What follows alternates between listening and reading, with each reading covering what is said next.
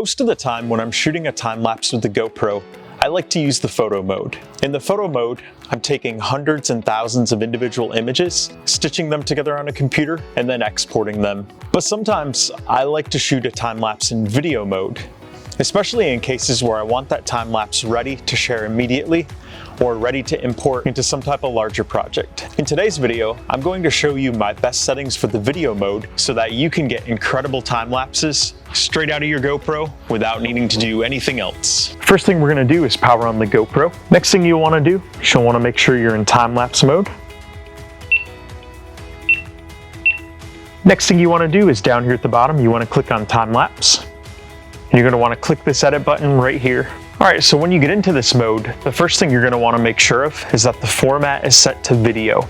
Now, right now I have it set on video, but if you didn't have it set on video, if you went up here and had it on photo, you would see several different options. So it is really important that you put it to video first.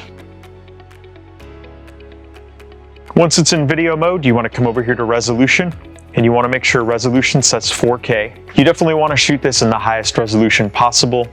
There's really no reason not to. Even if you want your finished product to be 1080p or 2.7K, you definitely want your source footage to be in 4K as much as possible.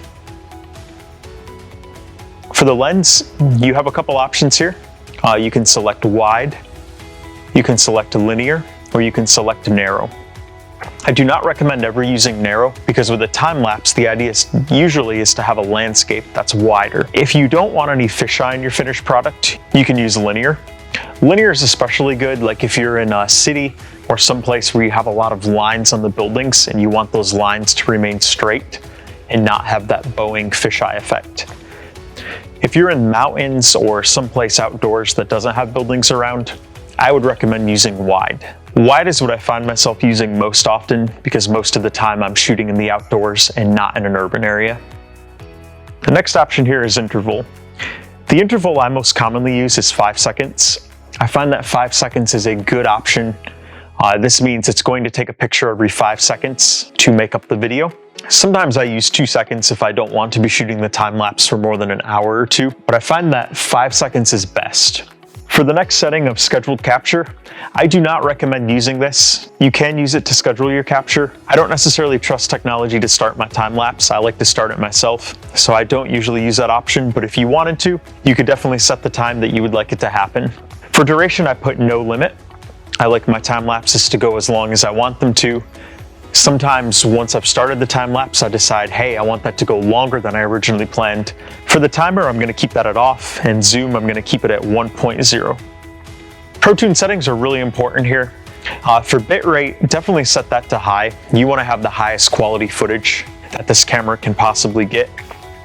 Speaking of highlights and shadows, the next setting of EV Comp, I find myself setting this at -0.5 most of the time. What -0.5 does is it lowers that exposure ever so slightly. What that does is that does provide better details in the highlights and the shadows. Oftentimes, if you have the EV comp set to the default of 0, if there's sunlight, that's gonna tend to blow out those clouds. They're gonna be too white and miss out on some of the details. And at the same time, your shadows are not gonna have quite as much detail either. So I recommend setting that to -0.5. For the next setting of white balance, this is going to be situational, but one thing I don't recommend is do not keep it at auto because your white balance could change on you during your time lapse, and that can look really weird and inconsistent if the white balance is jumping back and forth depending on your subject or lighting. So if you're doing a time lapse on a sunny day, in the middle of the day, I recommend keeping it somewhere in the 5,500 to 6,000 range.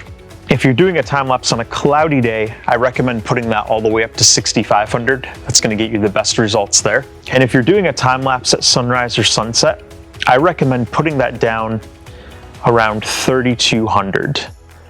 That's gonna make sure you capture some of those oranges and reds a little bit better that are often found that time of day. So again, white balance is situational. If it's an overcast, cloudy day, I recommend 6,500K. If it's a day with a lot of sunshine or sun and clouds, I recommend 5,500K. And if you're shooting a time lapse at sunset or sunrise, I recommend 3,200K. For ISO minimum, I recommend 100. And whenever possible, For ISO maximum, I also recommend 100. So when you do the ISO min and max at 100, your ISO will stay consistent and it's not going to change around on you.